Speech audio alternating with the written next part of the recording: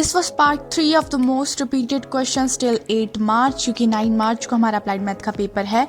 इसमें time based data को आज शुरू कर रहे हैं, 5 मार्क्स कंप्लीट हो जाएंगे। 2 ही टाइप के क्वेश्चन आते हैं, लीस्ट स्क्वायर मेथड से आता है और एक मूविंग एवरेज, जिसके अंदर 4 टाइप है, 3 year moving average, 5 year, 7 year और 4 ईयर। 3, 5, 7 तो सेम है पर 4 थोड़ा डिफरेंट है। अब पहले देखते हैं कि लीस्ट स्क्वायर मेथड से क्वेश्चन कैसे सॉल्व होता है।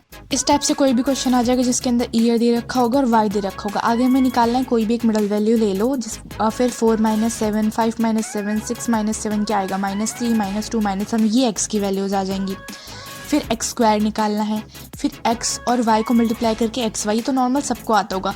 फिर हमें 2 वैल्यूज़ निकालनी होती है, एक होता है ए और एक होता है बी। ए का फॉर्मूला होता है सिग्मा वाई बाय एन, मतलब वाई का सम करो उसे एन से डिवाइड कर दो। एन कितना है टोटल हमारे पास 7 ये रोज़ है इसलिए एन हो गया।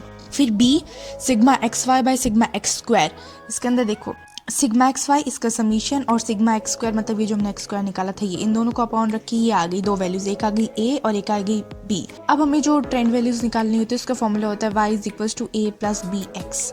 y हमें निकालना है, a हमारी 76 आई ही थी, b हमारी 24 आई ही थी। अब x की वैल्यूज ये रही 1 2 3, इन्हें इसके अंदर पुट करते जाना और लास्ट में y की वैल्यूज आती जाएंगी। तो इस तरीके से तो ये लीस्ट स्क्वायर वाला मेथड वाला क्वेश्चन सॉल्व होएगा।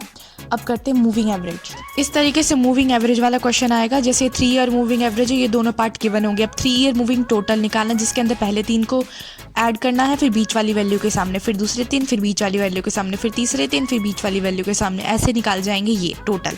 अब एवरेज के लिए इन सभी वैल्यूज़ को 3 से डिवाइड कर दो, ये हो जाएगा 3 ईयर मूविंग एवरेज। वैसे 5 ईयर के लिए इन 5 को ऐड करो, फिर थर्ड वाले पॉइंट पे लिखो, फिर इन 5 को ऐड कर लो, फिर थर्ड वाले पे लिखो, ऐसे फिर 5 से डिवाइड कर दो। 7 में भी सेम होएगा, बस 4 के लिए थोड़ा डिफरेंट होता है। ये 4 ईयर मूविंग एवरेज का क्वेश्चन देखो, ईयर दे रखी होंगी, वैल्यू दे रखी होंगी, इनमें थोड़ा गैप छोड़ना होता है जब भी हम लोग क्वेश्चन करते हैं। जैसे 4 को प्लस किया तो इनका मिड तो कोई आएगा नहीं, इसका मतलब सेकेंड और थर्ड के बीच वाले पॉइंट में ही आएगा।